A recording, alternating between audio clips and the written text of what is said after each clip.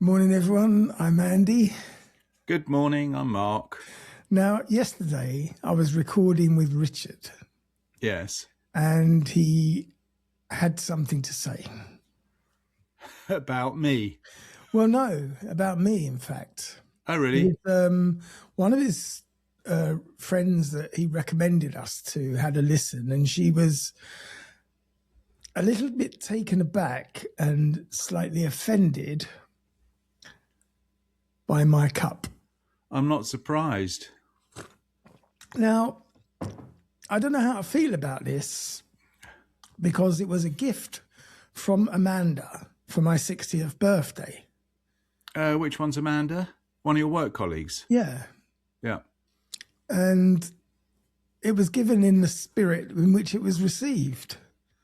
I don't know what that means. Well, I mean, it was given by a young woman to a pervy old man, I suppose, but obviously not really a pervy old man. But, you know, it was a fun gift.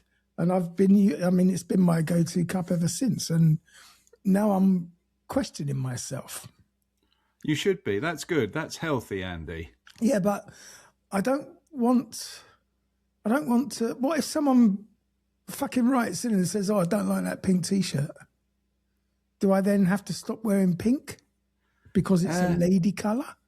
Not really, no. I don't think the colour scheme of what you're wearing is likely. And to be honest, it's not a matter of offending people. I have no particular objection to offending people unless it's intentional, which is obviously not good.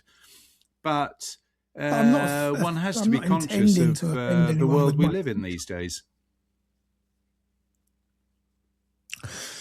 Oh, okay, no, well, but you can easily understand. I do understand. I don't want to alienate people. But I don't want to alienate people. But at the same time, I don't want to bend to the iron will of woke PC-ness. So what I propose Yes. is I will put it out to tender. And if people want to write in strangestuffpodcast@gmail.com and say yay or nay to the teacup, if the nays win, I will replace the teacup. And I might even send it to one of our listeners. That's a good idea. And sanitized as a reminder of the good old days when I could drink out of my teacup with no problem. But what's more relevant, Andy, is are you willing to reconsider your Stone Age attitudes to women? Absolutely not. That's a bridge too far. Exactly. That's what I thought. What's the point of our podcast if one of us at least is not controversial?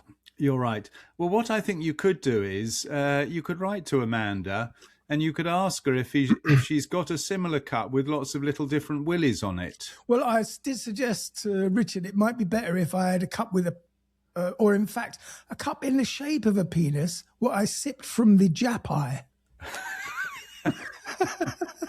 Who would be offended by that? Oh dear.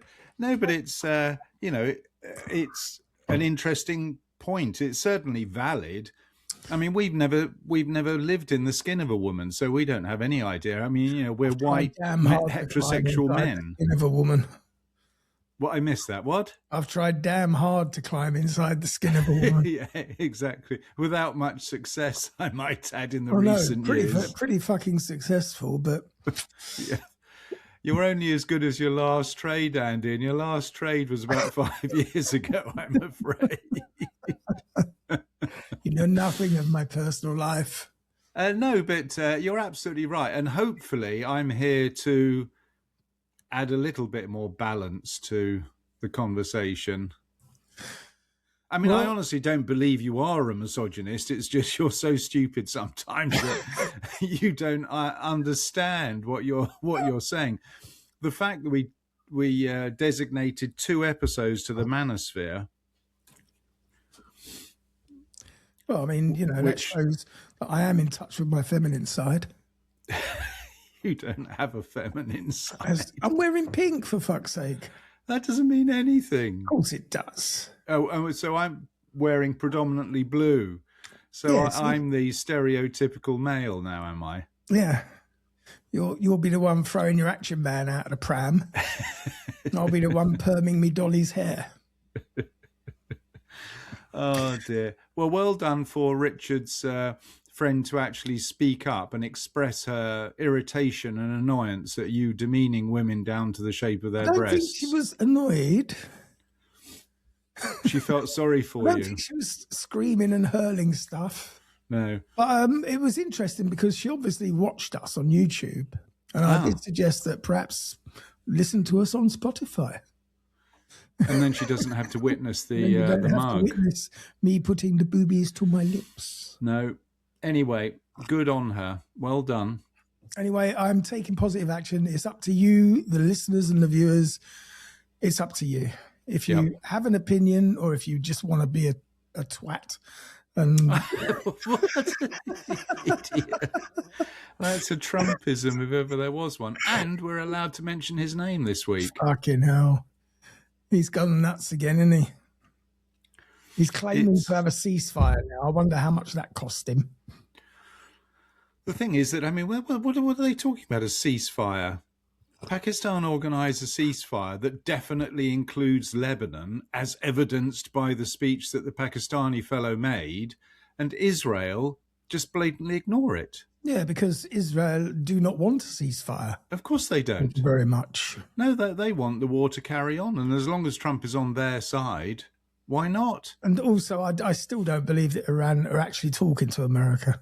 No, you're probably right. It's just all I mean, nonsense. they're shooting down their airplanes with their rocks and slingshots. But I think it's worth pointing out, of course, that, you know, just as Pam Bondi has gone, replaced by someone even worse, someone who literally has his head buried in Trump's crutch, we've got this J.D. Vance fellow. If Trump goes within term, then J.D. Vance takes over. He is in Hungary at the moment, actively supporting Orban in re-election. And in his speech, he was actually criticising the EU with interfering in other people's elections. He's J.D. Vance, the American vice president in Hungary. That's a bit rich. Rich is not the word. Talking of the EU, one of Trump's rants this morning was about how he's got to decide how to punish NATO for not running to his playground battle. Well, he started talking about Greenland. He suffixed it by "remember Greenland." Yeah, exactly. Yeah, exactly. Yeah, I mean, if he declares war on Europe, that will be hilarious. It won't be.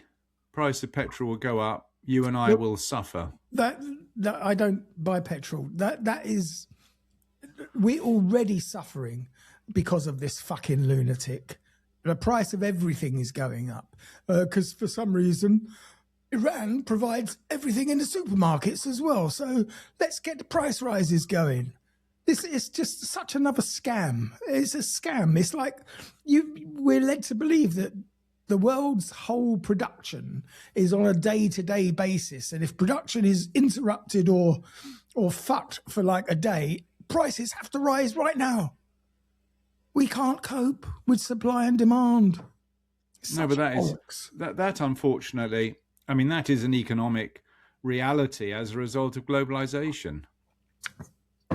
The price of petrol at the petrol pump is not determined by where they bought the petrol. No, the it's price in the petrol pump is determined by what the markets determine. Well, also what the government are prepared to fucking tax.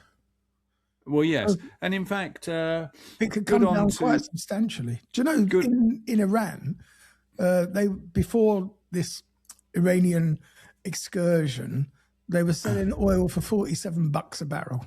And now it's 100. Now it's 150 or something. No, it's not. It's 105 or something like that. And no, of course you're absolutely right. All Trump has done is like blow up some citizens and schools and doubled the wealth of Iran.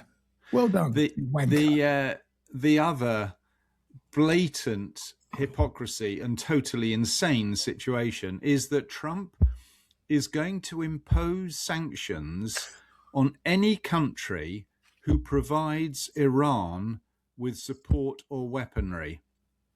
Who is Iran's biggest supporter? America? Russia. Putin. Oh, yeah, well, good luck with that. And which is the only country in the world that doesn't have sanctions from the US? Russia. Correct. Yeah, but he talks a good fight, but he won't fuck with Putin. He doesn't. No, but that's precisely the point. He won't fuck with Putin because Putin will fuck him back. And he knows time. that. And big Putin time. will live stream him fucking Trump live on fucking Facebook. Yeah. No, you're right. It's the thing is that I'll tell you what I feel is, as I've always said, it was started off as entertainment, Trump. It gave us a talking point. In his first but honestly, term, yes. The weight of insanity in every news item is just getting a bit too much to cope with. And I'm, as both of us are, we're in our 60s. We don't have to worry about providing for our family or safety for our children. I mean, we're past that. Early but just think 50s, if you were 30 years younger. I'm early 50s, more than 60s. Idiot.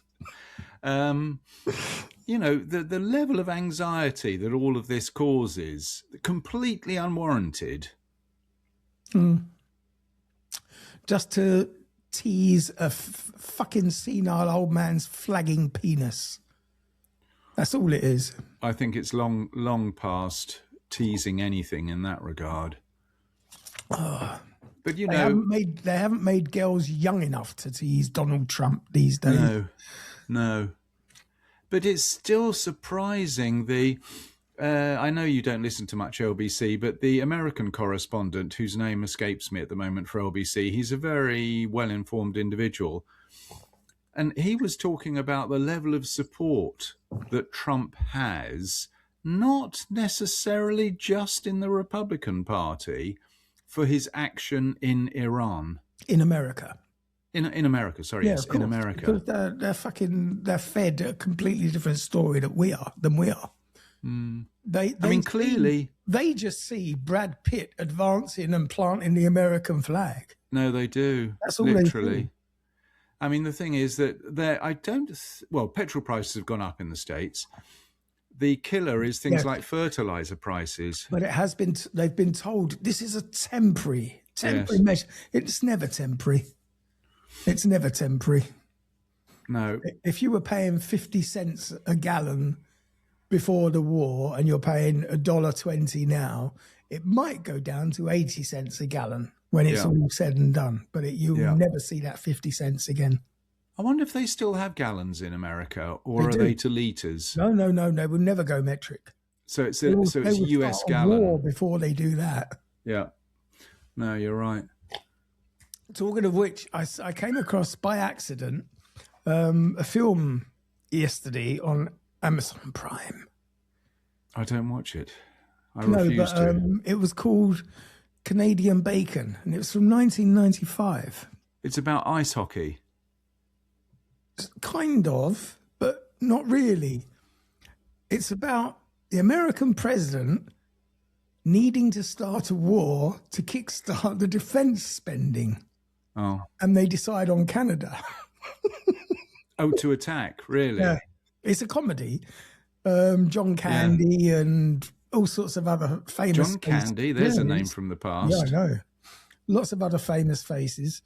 But it's so... I mean, it's almost a fucking prophecy film. Well, it's probably where they got their idea from for the whole escapade. I haven't finished watching it, but it's kind of what do you mean you haven't dated.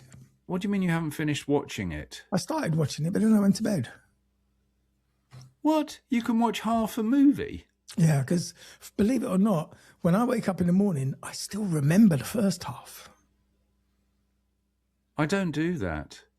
Why not? I plan ahead. If I know a movie is an hour and a half long, I don't start it at 10 o'clock knowing I'm going to go to bed in half an hour. No, I might not have planned to only watch 40 minutes, but I probably sat there watching it and found myself nodding off and thought, well, this is pointless. I can either fall asleep in front of it or stop it here and resume it tomorrow. I'll tell you, joking apart, what you were talking about, I wouldn't remember what happened in the first half. What I find mildly amusing, slightly worrying, is the number of series that I start watching. And I think, oh, that's quite good. I'm looking forward to the next episode. And if it's on something like HBO, which I do subscribe to, but I don't look at very often, I click on HBO a month later and suddenly discover a series that I started watching and forgot to continue on on. the plus side of that, if it's a really good series, You can start again. You don't remember any of it. Exactly. It's like watching it for the first time. So bring on this dementia. That's all I say. Well, it was like that film that annoyed me so much the other day, or initiated a response. The reporters, My camera Civil War. keeps zooming into the teacup now. Yes, you're right. It was 20 minutes into that movie before I realised that I'd seen it before, and it must have been only 4 or 5 years ago that I saw that movie. Anyway. 4 or 5 years is a lifetime now when it comes to memory. Well, it could be our lifetime as well, actually, 4 or 5 years. Yes. Well, have you thought about dying much recently? Before we get much older, I want to cut short our conversation because I think it's quite a lengthy episode this morning. Well, I've got the laundry on. I'll tell you how long you've got. I care not for your laundry. I know you don't, but you Neither should do. does Oh, no, our it's on my listeners. watch. You've got 1 hour and 35 minutes, and then I'm cutting it off because I want to get the laundry out of the machine before it starts to crease. Can't Nanny do it? Nanny's not around this week. Fuck it, she's off being flighty somewhere, is she? What's flighty? Flighty. Ooh, ooh, ooh. The fairy world that you live in, Andy, seriously. All right, well, come on then. We'll give us a teaser. What is this about? Well, it's a good segue talking about Trump. Not really. We weren't. But because it was Easter, I thought we should have done something Easter appropriate. And I was looking into the history and the life of Pontius Pilate, who is responsible for sentencing the carpenter to death, as it were. This is a bit biblical, really. Am I going to have to get out my Bible for Dummies to fact check you as you're going along? You can't fact check the Bible, and that's a fact. But funny you should mention the Bible, because I segued in my research and I thought, fucking, there's so many contradictory stories. I said, who actually wrote the fucking Bible? So I went down that rabbit hole. We're going to talk today about the origins of the Bible. It's a very interesting subject, actually. Very interesting. In Bearing that case, in I'm going mind... back to Pontius Pilate. All right. So if How you're going to many enjoy it, you can fuck off. How many Christians are there in the world? Quite a few millions. No, I think it's into billions. I think there's a couple of billion Christians in the world, and the vast majority of them, I would say nearly all Christians, base their religion on the Bible. Oh, well, as you'll find out, the Bible is made up of lots of different bits and pieces from lots of different religions. Well, of course, you got the Turan, and is it not the Turan? That's Torah. a type of car, Torah. I think that's the Old Testament is basically the Torah, isn't it? Isn't that the Jewish scripts? Can we not get ahead of ourselves? No, I'm just trying to paragraph of my fucking script. I'm just trying to impress the audience with my knowledge of religious studies. Anyone impressed out there? Please send an SMS to Mark at 070. All right, come on then. Well, what are the origins of the Bible? But it is a subject I'm interested in, so you might be ready yourself for interruptions. Okay, well, though believers say it was the prophet Moses, Paul the Apostle, and God himself who are the main authors who wrote the Bible, Old Testament. The historical evidence is more complicated. Given its immense reach and its historical influence, it is a bit surprising how little we actually know about the Bible's origins. In fact, there are only scattered answers to the fascinating questions of who wrote the Bible and when. Wikimedia, at this point in my research, showed me a picture of Paul. Paul as in the apostle? Yeah, Paul the Apostle writing his epistles. Now, experts aren't completely without answers. Some books of the Bible were written in the clear light of history, and their authorship isn't particularly controversial.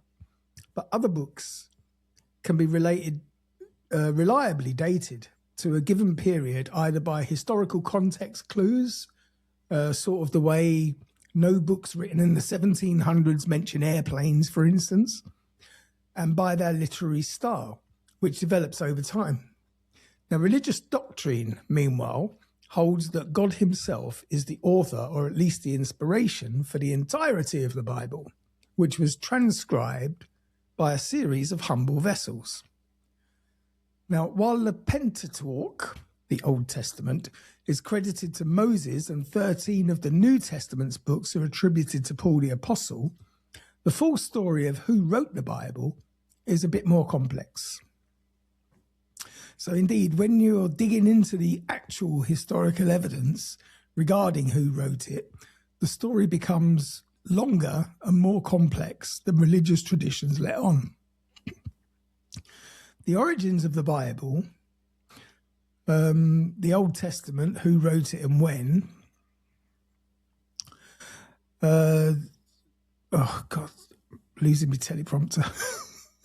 The Bible's origins were not a specific moment in time, but rather a long process that spanned more than a millennium, from around 1200 before Brian to 100 after Brian. In short, there's no simple answer to the question of when the Bible was written. Its earlier texts rose from oral traditions within Hebrew communities, reflecting their experiences as nomadic tribes and slaves in Egypt, and eventually a settled nation in Canaan. Can I ask a question? Yeah. Has anybody ever done any research on the accuracy of word of mouth storytelling through generations? You can do it in the same room with 5 different people. It's called Chinese whispers. Yeah, Chinese whispers, exactly. There is no accuracy at all. It's like throwing a dart from England and hoping to hit Trump's arsehole in the US. It's not going to happen. No, but I wonder if any literary scholars or biblical scholars have actually analysed sort of historical events that initiated a tree of people reporting on it, and how different branches of the tree ended up with different stories based on the original action. In lots of places all over the world, people are still searching for evidence of the Ark. They're still searching for evidence of the Ark of the Covenant, the chalice, the Holy Grail. So there is a hunt for evidence going on. But, you know, it's one of those things that just hasn't happened yet. All right, so let me just summarize. So far, the Old Testament was written over about 1,000 years, 1,200 to what? By God. Yeah, no, not written by God, but inspired by God through his minions on earth, Moses being one of them. And Paul the Apostle. No, but Paul the Apostle's not the Old Testament. Yeah, sorry. I'm getting ahead of myself now. You are getting ahead of yourself. All right, so that bit is sort of, yes, I've got that bit.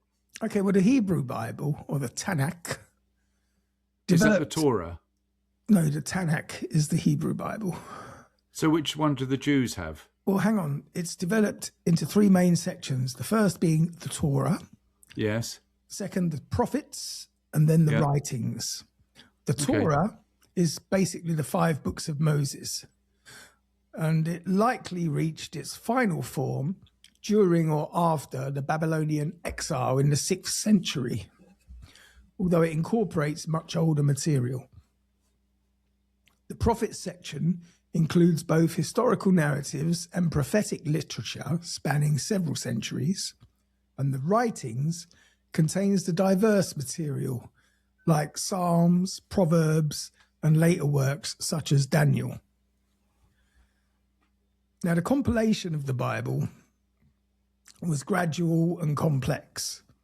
Jewish religious authorities don't formally canonize their scriptures until the Council of Jamnia around 90 after Brian.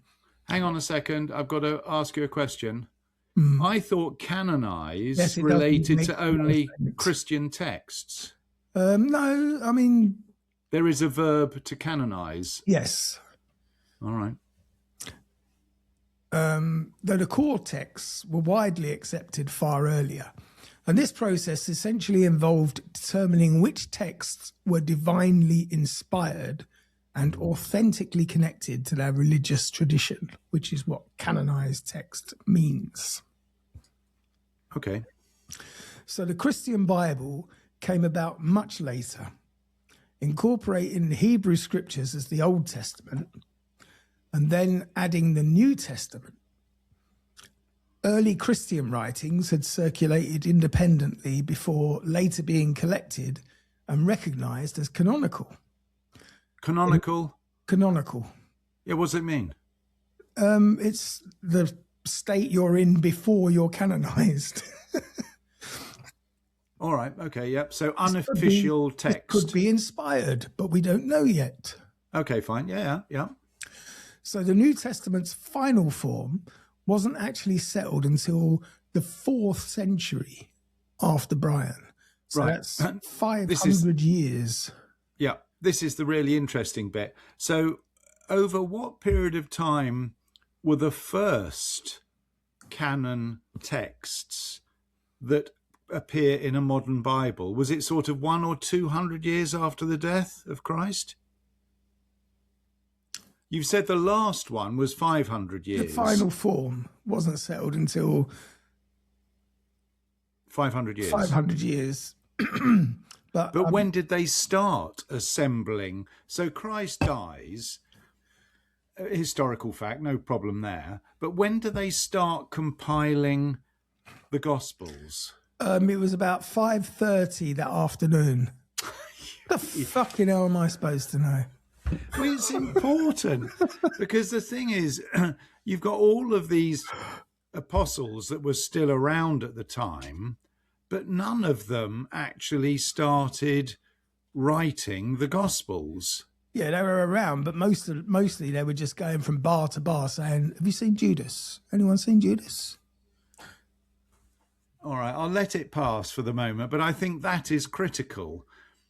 Well, that there's no contemporaneous note-taking going on that's passed down through what was generations to culminate in what was the modern Bible. Note-taking 200 years after Brian involved a hammer and fucking chisel. Precisely my point. Sit down to after breakfast and scrawl a few scribblings. Yeah. No, you're absolutely right.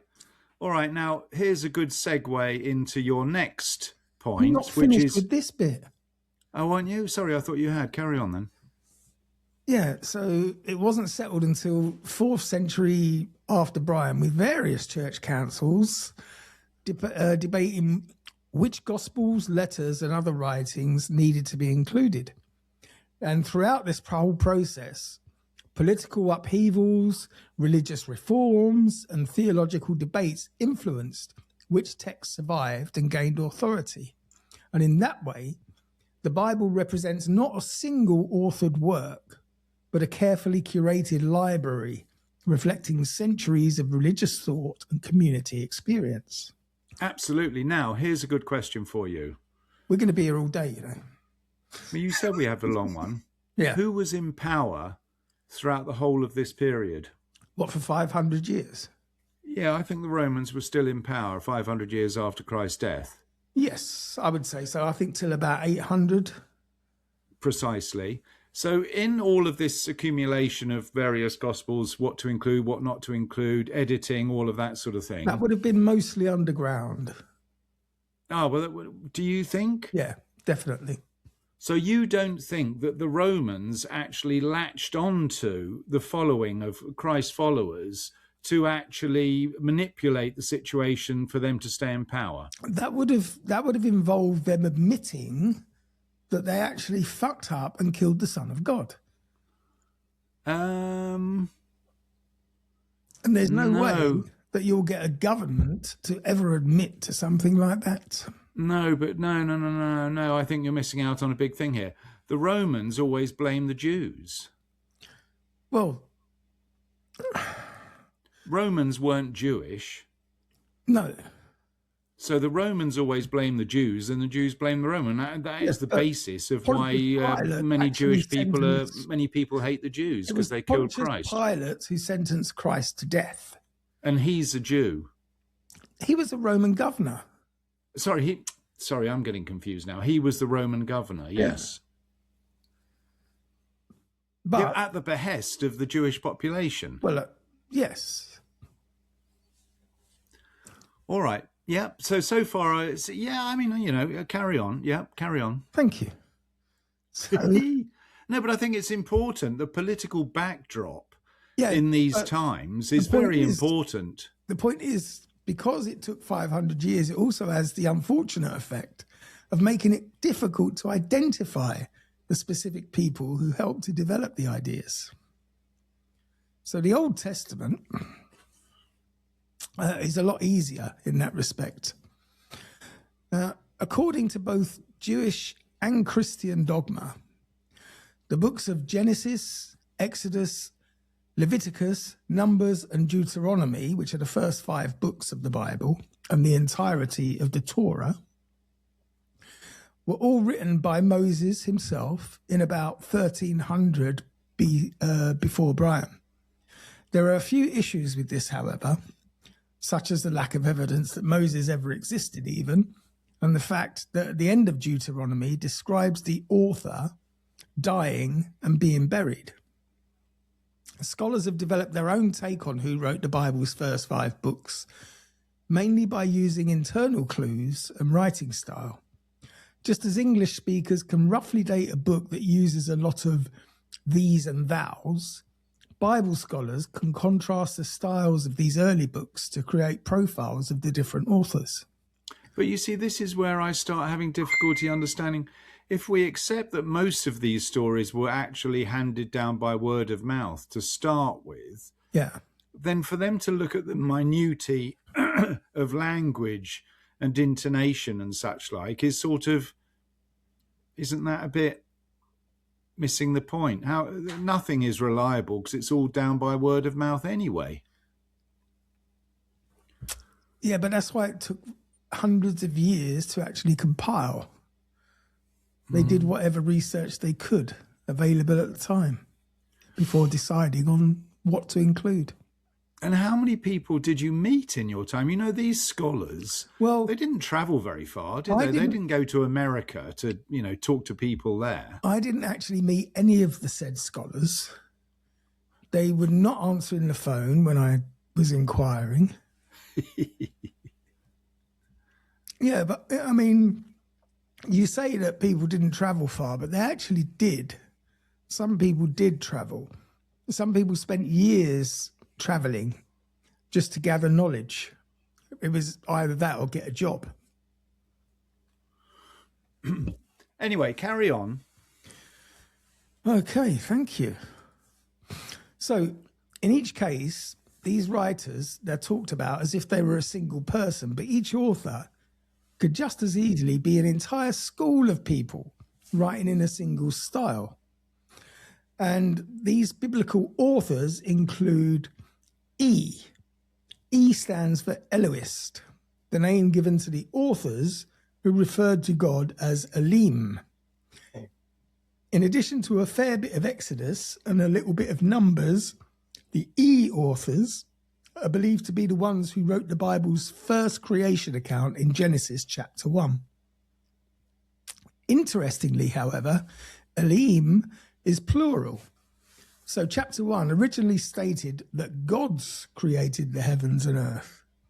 It's believed that this harkens back to a time when Proto-Judaism was polytheistic, although it was almost certainly a one-deity religion by the 900s before Christ, when E would have been alive.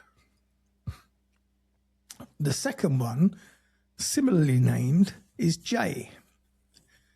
J is believed to be the second author of the first 5 books, much of Genesis and some of Exodus, including the creation account in Genesis chapter 2, which is the detailed one where Adam is first created and there's a snake.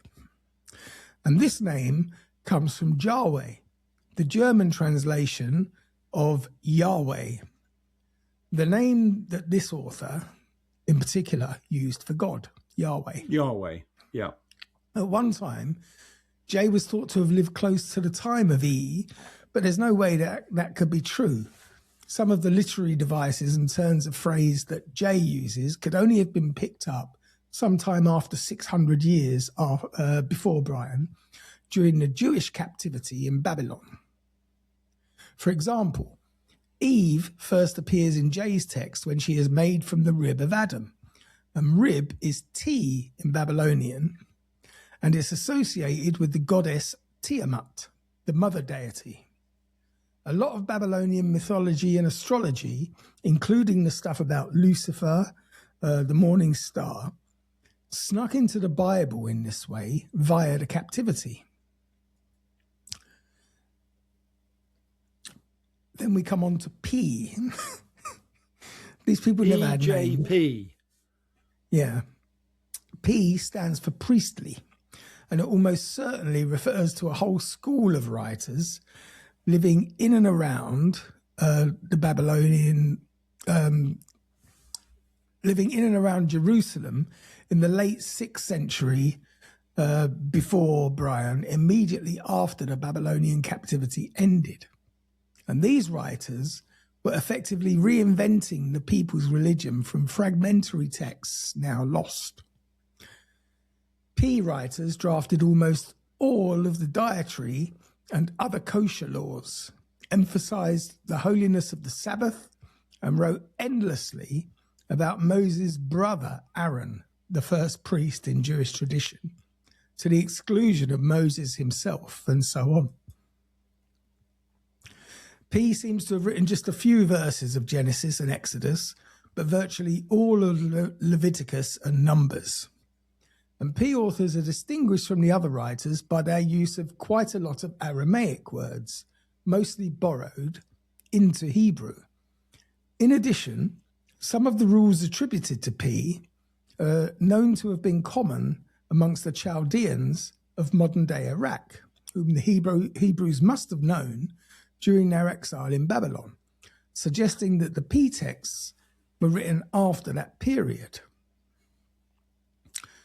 Then we come to D. D is for Deuteronomist, which means the guy who wrote Deuteronomy. D was also, like the other 4, originally attributed to Moses, but that's only possible if Moses liked to write in the third person, could see the future, used language no one in his own time would ever have used, and knew where his own tomb would be. So clearly, Moses was not who wrote the Bible at all.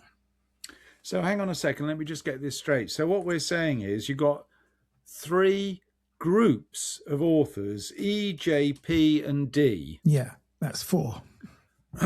And that's what I said, 4. You said 3, but...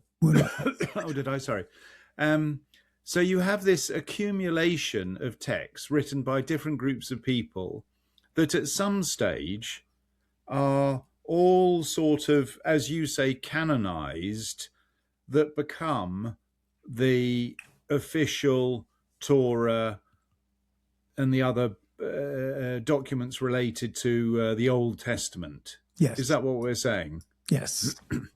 At some point they were collated. And why do curated. they all have sort of E sounds? E, J, P, D. I mean, I don't know. Maybe they just had problems remembering people's names in those days. Maybe they had a shortage of names. Actually, considering there was only probably about 300 people on the entire planet in those days, they probably just used the letters of the alphabet as names. Well, you see, that's another interesting point. I wonder what the population of Jerusalem was in the time 500 BC. What year? 500 BC. When all of this was put together. It was 12. Idiot. What always springs to my mind is, what other religions originated at this sort of time? How old is Hinduism and things like that? That's a whole new episode. No, and I think we should do it. I'd really like to know the parallels of how different religions, I mean, obviously you've got Islam, Judaism and Christianity, they all came from the same thing and they're all modern-ish. Well, perhaps Hinduism. Perhaps at the next Hindu religious festival we might, but next week I'm back on aliens, mate. Yes, I don't blame you. All right, carry on. So far, quite interesting. So D also takes little asides to indicate just how much time has passed between the events described and the time of his writing about them. For instance, there were Canaanites in the land then, and Israel has not had such a great prophet as Moses down to this very day. So once again, disproving any notions that Moses was the one who wrote the Bible in any way whatsoever. Deuteronomy was actually written much later. The text first came to light in the 10th year of the reign of King Josiah of Judah, which was roughly 640 before Brian. Josiah had inherited the throne from his father at age 8, and he ruled through the prophet Jeremiah until he was of age. And that's about 18. And when he was 18, the king decided to seize full control of Judah, so he dispatched Jeremiah to the Assyrians with a mission to fetch home the remaining diaspora Hebrews. Then he ordered a renovation of the Temple of Solomon, where Deuteronomy was supposedly found under the floor, or so Josiah's story goes.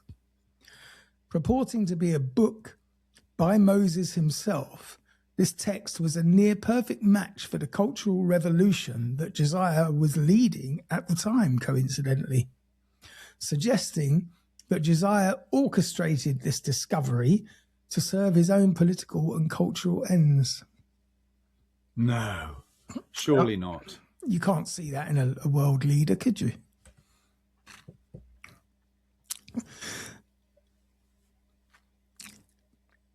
The next answers to the question of who wrote the Bible come from the books of Joshua, Judges, Samuel, and Kings, generally believed to have been written during the Babylonian captivity in the middle of the 6th century. BC. Yes. Traditionally believed to have been written by Joshua and Samuel themselves, they're now often lumped in with Deuteronomy due to the similar style and language. Nevertheless, there is a substantial gap between the discovery of Deuteronomy under Josiah in about 640 BC and the middle of the Babylonian captivity somewhere around 550 BC. However, it's possible that some of the youngest priests who were alive in the time of Josiah were still alive when Babylon hauled off the whole country as captives. Now, whether it was these priests of Deuteronomy or their successors who wrote Joshua, Judges, Samuel, and Kings, these texts represent a highly mythologized history of their newly dispossessed people thanks to the Babylonian captivity. Imagine capturing a whole country and literally transporting them. But the thing was, the populations were so small in those days. Yeah, I mean, as I said, Jerusalem was only 12. So a stagecoach would have sufficed. I'm actually going to fact check that. I don't think it was only 12. So this history opens with the Hebrews getting a commission from God to leave their Egyptian captivity, which probably resonated with the contemporary readers who had the Babylonian captivity on their minds, and then to utterly dominate the Holy Land. The next section covers the age of the great prophets, who were believed to be in daily contact with God and who routinely humiliated the Canaanites, deities, with feats of strength and miracles. And finally, the 2 books of Kings cover the golden age of Israel under the kings Saul, David, and Solomon, and that's centered around the 10th century before Brian. The intent of the authors here isn't that hard to pass. Throughout the books of Kings, the reader is assailed with endless warnings not to worship strange gods or take up the stranger's ways, especially relevant for a people in the middle of this Babylonian captivity, freshly plunged into a foreign country and without a clear national identity of their own. So the Bible's prophetic writings, the next text to examine when investigating who wrote the Bible, are those of the biblical prophets, an eclectic group who mostly travelled around the various Jewish communities to admonish people and lay curses, and sometimes preach sermons about everybody's shortcomings. So a bunch of wankers, really. It's a bit unkind. I can throw in the population because it is interesting.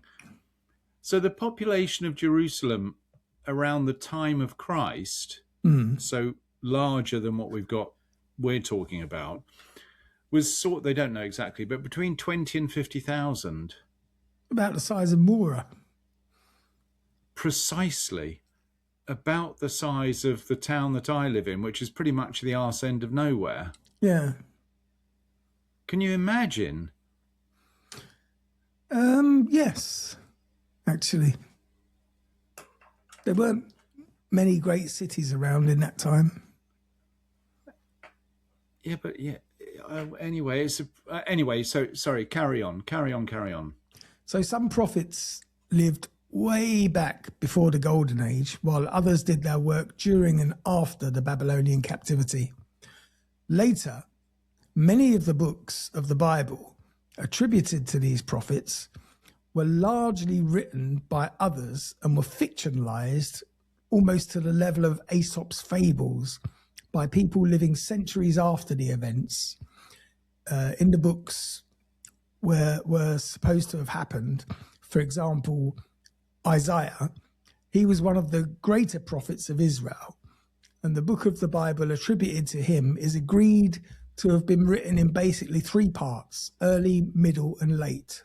Early, or proto-Isaiah texts, may have been written close to the time when the man himself was actually alive, around about the 8th century before, about the time when the Greeks were first writing down Homer's stories. And these writings run from chapters 1 to 39, and they're all doom and judgment for sinful Israel.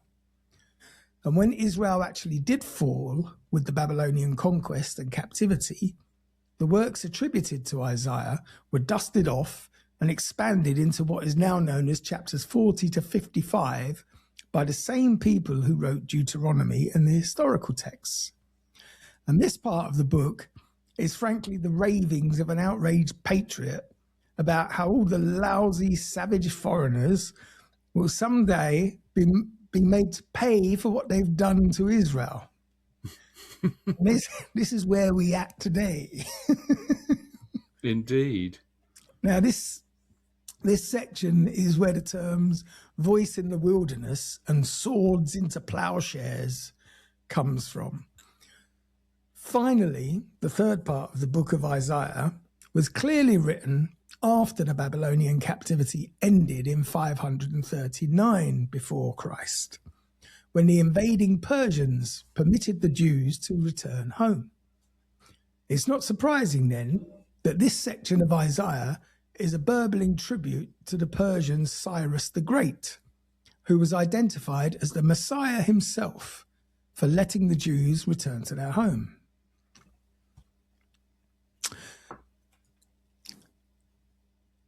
Jeremiah, who is a nominal author of the Bible, he lived a century or so after Isaiah, immediately before the Babylonian captivity, and the authorship of his book remains relatively unclear, even compared with other discussions as to who wrote the actual Bible.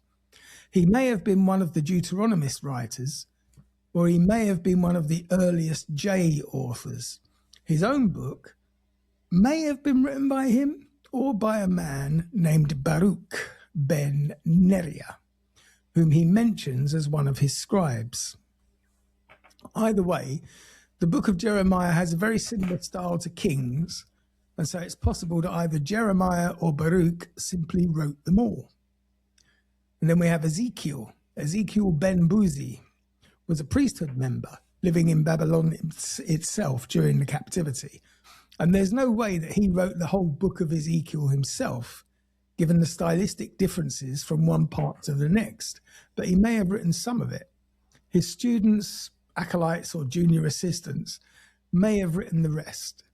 And these also might have been the writers who survived Ezekiel to draft the P-text after the captivity. When are we going on to the New Testament? It's so much more exciting. I told you it was a long one. So the next section of the Bible and the next investigation into who wrote it is what's known as the wisdom literature. And these books are the finished product of nearly 1,000 years of development and heavy editing.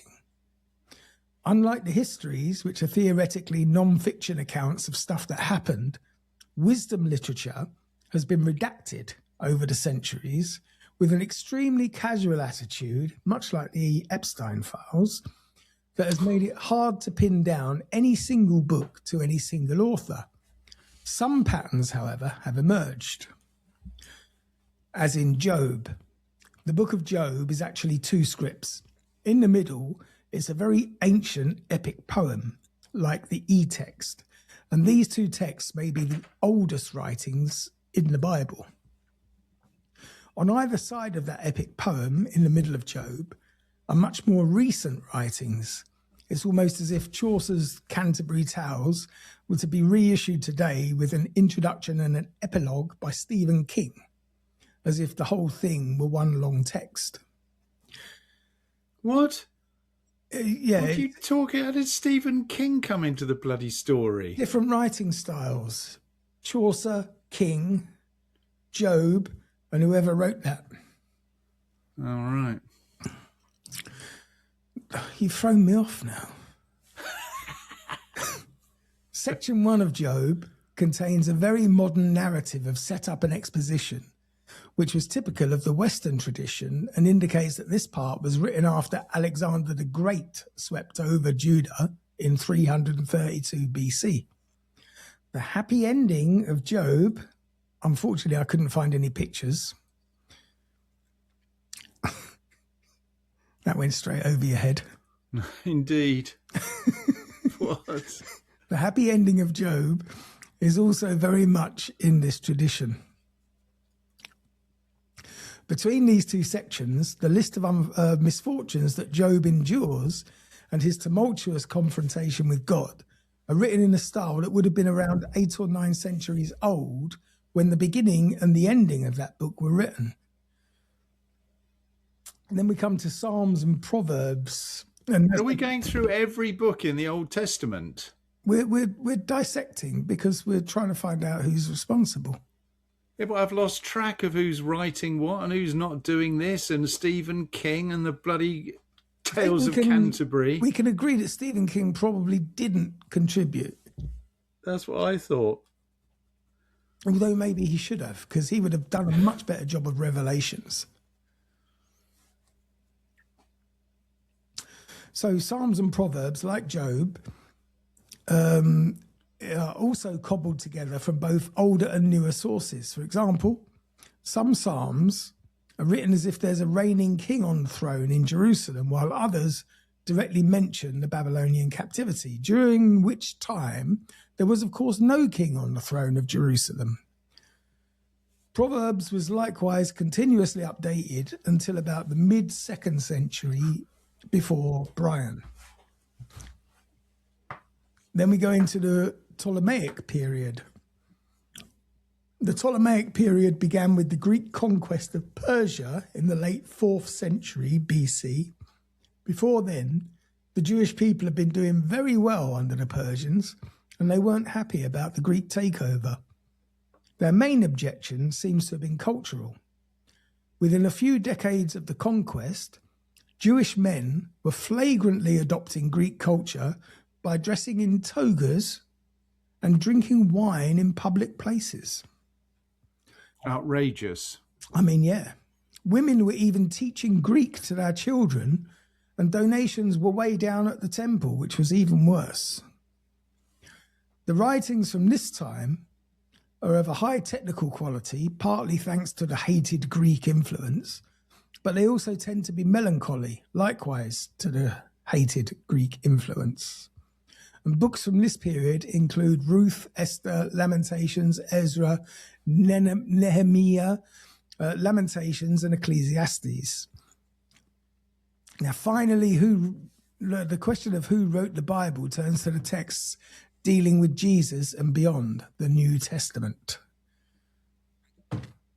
In the 2nd century BC, with the Greeks still in power, Jerusalem was fully run by Hellenized kings who considered it their mission to erase Jewish identity with full assimilation. And to that end, King Antiochus Epiphanes had a Greek gymnasium built across the street from the Second Temple and made it a legal requirement for Jerusalem's men to visit it at least once. And the thought of stripping nude in a public place blew the minds of Jerusalem's faithful Jews, and they rose up in a bloody revolt to stop it. So hang on a second. So 200 years before Christ, Jerusalem was controlled by the Greeks. Yes. So when did the Romans appear then? What have the Romans ever done for us? Well, that's not the question, Andy. Well, this is a timeline we're following. All right. We will get there, hopefully. So, in time, Hellenistic rule fell apart in the area and was replaced by said Romans. Mm-hmm. And it was during this time, which is early in the 1st century after death, that one of the Jews from Nazareth inspired a new religion, one that saw itself as a continuation of Jewish tradition, but with scriptures of its very own. So the gospel accounts of Jesus' life, the first gospel ever to be written, may well have been Mark, which then inspired Matthew and Luke. John differs from the others. Alternatively, all three may have been based on a now lost older book known to scholars as Q. Where did he come from? Whatever the case, evidence suggests that Acts seems to have been written at the same time, the end of the 1st century, and by the same author as Mark. Mark, which is the shortest gospel, written around 65 to 70 in Common Era, after death, likely targets Gentile Christians in Rome during a period of persecution. And the author presents Jesus as the suffering Son of God, emphasizing action over lengthy discourses. Hang on, we've just got to a critical point there. So what you're saying is that, in fact, something like Mark, which I think is the basis of, it's the primary, whatever you call it, gospel, Yeah. was in fact within one lifetime, if not within the lifetime, of an actual follower of Christ. Possibly, considering he died at 32 years old or 33 years old. Jesus did. Yeah. Yeah, but if they wrote the Bible Oh, I see. 66. Did you say 66 years after death? Oh, I'm not going back. We'll be here all day. Mark's narrative moves rapidly, frequently using the word immediately to create urgency and momentum. The gospel focuses on Jesus' mighty works, the healings, the exorcisms and miracles that demonstrate divine power while gradually revealing his identity. It emphasizes the messianic secret, where Jesus often commands silence about his identity, suggesting that true understanding comes only through witnessing his death and his resurrection. Sorry, are we talking about Matthew now or Mark? Mark. Mark, yeah. Luke's gospel, meanwhile. Hang on. You got, there's a lot, obviously people spend their whole lifetime studying who wrote the Bible. We're trying to cover it in an hour and a half. But did Jesus actually proclaim to be the Son of God in the Gospel of Mark? Oh, I haven't read the fucking thing. Haven't you? What, the Bible? Not since I was forced to read some of it at school when I was like 6. No, you must have read more out of the Bible after that, surely. Why? As soon as... Because you were brought up a Catholic. No interest. It was all gobbledygook. Fucking salt begat Solomon, and Solomon begat fucking David, and David begat fuck off. Stop all the begatting. I didn't even know what a begatting was. It's a car. You've got to watch a Bugatti.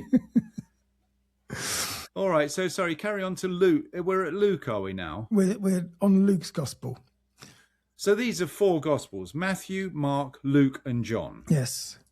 Right. So Luke's gospel was written around a decade later, and it addresses a broader Gentile audience, particularly those of a higher social status. The author, who was like a well-educated Gentile companion of Paul, presents Jesus... Who was an apostle. Yes. Who presents Jesus as the universal saviour of humanity. Luke emphasises God's concern for marginalised groups more than other gospels. So he was the woke one. Its narrative beginning with elaborate birth accounts and ending with Jesus' ascension. It's by far the most comprehensive biographical account of Jesus' life, from his birth to his death. It also introduced parables like the Good Samaritan and the Prodigal Son, focusing on mercy and reconciliation. Women also play prominent roles throughout Luke's narrative. Matthew's Gospel, which was written about the same time as Luke, focuses more on addressing a Jewish Christian audience familiar with the Hebrew Scriptures. The author presents Jesus as the promised Messiah who fulfills Old Testament prophecies, opening with a genealogy tracing Jesus back to Abraham and David. Matthew effectively reframes Jesus as the new Moses, organising his teaching into 5 major discourses that parallel the Torah. The Gospel of Matthew includes numerous quotations from Hebrew scriptures, often introduced by saying, "This was to fulfill what was spoken by the prophet."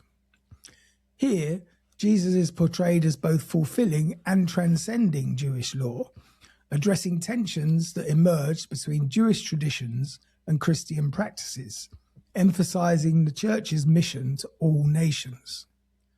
The Gospel of John, on the other hand, is dramatically different from the synoptic Gospels in style, emphasis, and theological emphasis.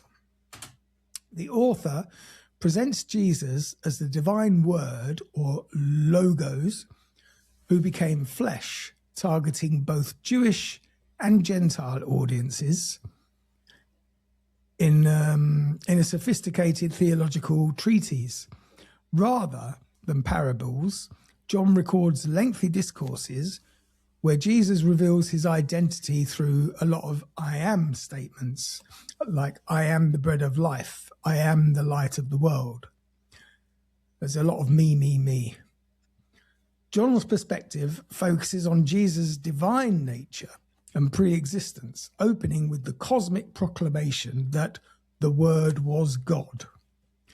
It largely hones in on miracles that reveal Jesus' glory rather than demonstrating compassion for human need, and presents sharp dualistic contrasts like light versus darkness, truth versus falsehood, or life versus death. The author primarily wrote for Christians facing persecution and expulsions from Jewish communities, presenting Jesus as confident, commanding, and clearly divine. But hang on a second. You see, this is where it gets a bit interesting, because John, one of the four gospel writers, Yes.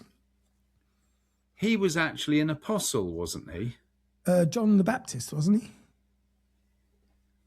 I don't know whether it was John the Baptist, but I think he was an apostle. So he was around in the time of Christ. I think they all were, the four gospel writers, Matthew, Mark, Luke, and John. Or they were associated with people They were definitely around. They were definitely part of the inner circle. But this is, I mean, and people, I don't know, we obviously haven't got time to go into it, but this is the great debate, whether these people actually wrote the Gospels that are attributed to them. But that's what we're going to explode here today. We are going to solve I'm going to tell you centuries-old dilemma. I'm going to tell you at the end to the middle name who wrote this nonsense. All right, well, we've done the four Gospels then, Matthew, Mark, Luke, and John, but you've got Paul. Yes. He wrote all these letters to people. Well, the epistles and the writings of Paul is a series of letters written by various early congregations in the Eastern Mediterranean by a single individual, Saul of Tarsus, famously converted after an encounter with Jesus on the road to Damascus, after which he changed his name to Paul and became the single most enthusiastic missionary of the new religion. Along the way to his eventual martyrdom, which is not a good ending for anybody, Paul wrote epistles of James, Peter, John, and Jude.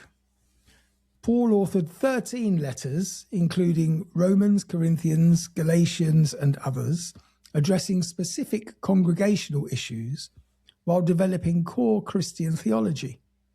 His letters tackle problems like division, sexual immorality, disputes over Jewish law, and questions about Christ's return. His writings established foundational concepts, including justification by faith, the church as Christ's body, and Christian freedom from Mosaic law. The general epistles addressed a broader Christian audience and included elements of practical Christian living, warnings against false prophets, and it encouraged perseverance through persecution. These writings were among some of the earliest Christian theological writings and revealed a transformation of Christianity from a Jewish sect to a universal religion. It's not too unbelievable that within such a short space of time, Christianity was actually developing as a religion. Because you think it's sort of a bit unbelievable that within the space of 50 or 60 years, you've actually got a religion coming up. But I was thinking the other day about something like Scientology. Yeah. And all of these sort of, in my mind, madnesses, you know, they have tremendous followings in the space of one generation. Yeah, and tremendous financial backing. These days. Well, I wonder if... It's a bit like running for president. If you've got enough money, you could start your own religion. I wonder if they were sort of after the money in the really early days. I mean, obviously the Catholic Church made an art form out of turning religion into money, but I wonder if it was all just good intentions in those days. The road to hell is paved with good intentions. Anyway, so carry on. We've done Paul, yeah, Matthew, Mark, Luke, John, Paul. So unlike the Gospels, the epistles proved direct theological instruction, making them crucial for understanding early Christian thought. So now we're going to move on to the apocalyptic literature, the book of Revelation. Oh, is that not good? I can't remember what's in Revelations. Well, the book of Revelation, or in the book of Revelation, the white horse remains one of the most well-known. The book What? Yes. In the book of The white horse? Yes, you'll see. The book of Revelation has traditionally been attributed to John, the apostle. Unlike other traditional attributions, this one isn't very far off in terms of actual historical authenticity, although this book was written a little late for someone who claimed to know Jesus personally. John, of Revelation fame, seems to have been a converted Jew who wrote his version of the end times on the Greek island of Patmos, about 100 years after Jesus' death at Golgotha.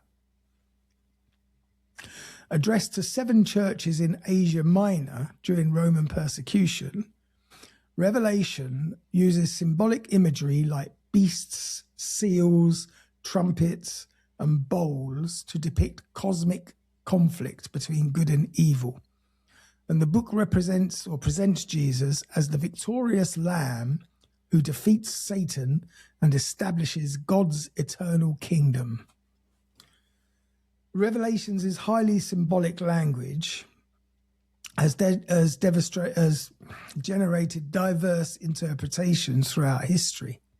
Some view it as a prophecy about future end times, and others as a commentary on first century Roman oppression, and others yet as a timeless spiritual truth about God's ultimate victory.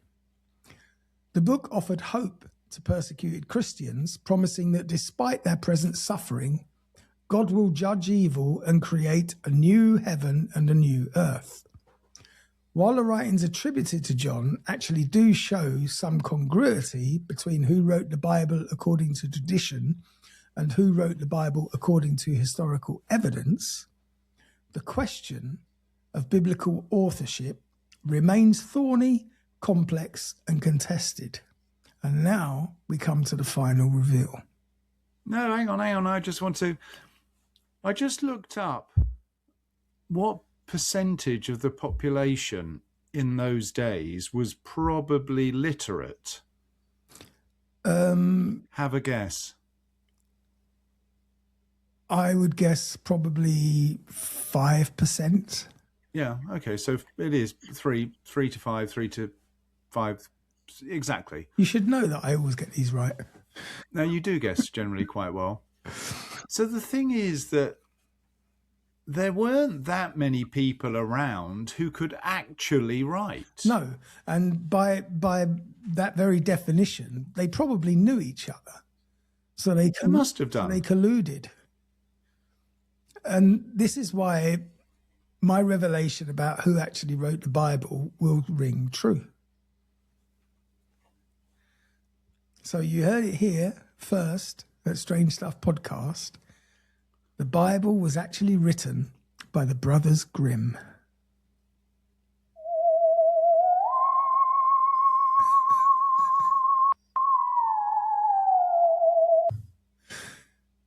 And that brings us to the end. What are you talking about, you idiot?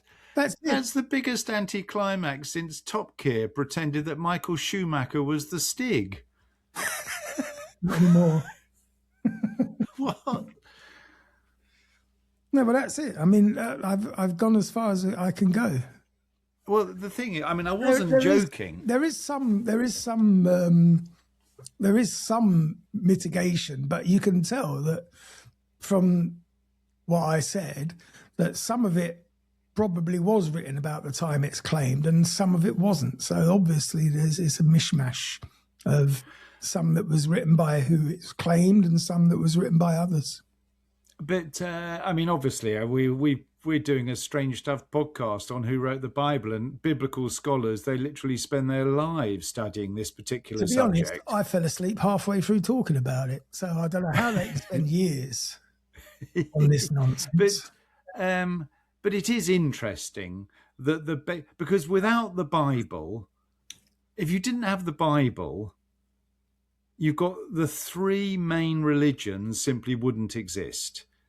And certainly the New Testament, Christianity wouldn't exist if the New Testament didn't exist. That's the basis of the religion. Yeah. And when you start questioning, well, hang on a second, who wrote the Bible? There's so many levels of uncertainty. Although the New Testament is a little bit more certain than the Old Testament, that's for sure. But it's not. I'm telling you, people study about it. There's Q. Who's Q? You haven't even touched on Q. He's the chap who does all the good inventions for James Bond. Yeah, well, he might as well be. But so it's a very interesting subject. And the most incredible thing, bearing in mind the basis of Christianity, how many times does Jesus's words, sort of quotes from Jesus, appear in the New Testament? Well, I remember the most famous one is when he took a sip from the chalice and he went, "Fuck me, it's only worked." Yes, but I think Jesus's words are only reported in about 10 pages of the Bible. You've got the Sermon on the Mount and a few other things where his actual spoken word is reported. You would have thought that as a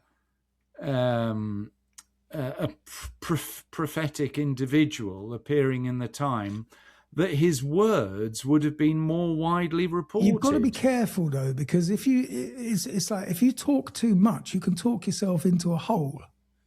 So they were probably being very careful redacting stuff that could be questioned or contested in future days, and just leaving the bare bones that with just enough mystery to frame it as a miracle.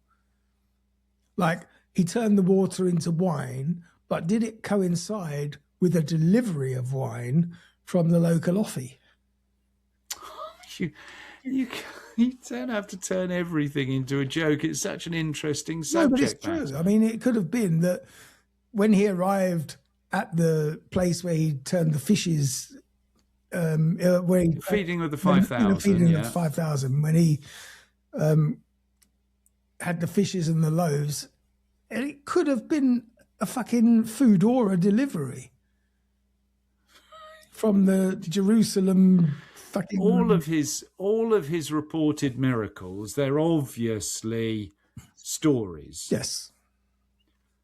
But I come back to my question, and you can do a separate episode on this. What words did Jesus speak that are actually reported in the Bible? And it's like almost nothing. There was the one quote when he was on the cross and he was calling for Paul.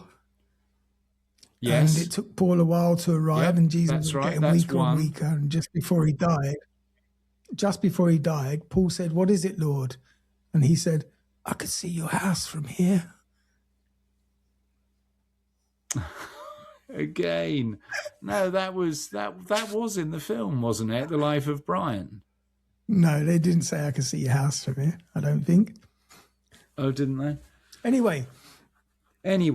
But hang on a second. What we need to do... No. Before we close, we need to do another episode on the books that didn't appear in the canonized version.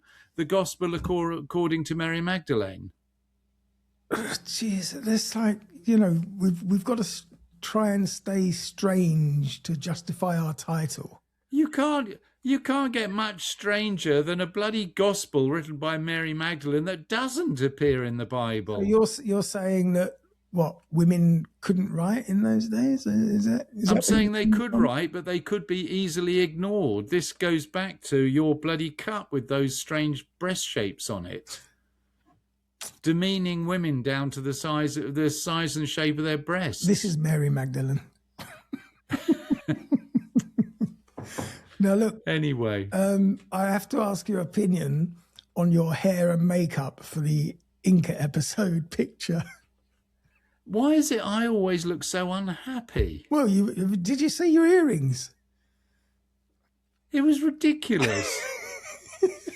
You look like some sort of drag queen, and I look like some sort of made-up monster. What do you mean? I was a Spanish conquistador.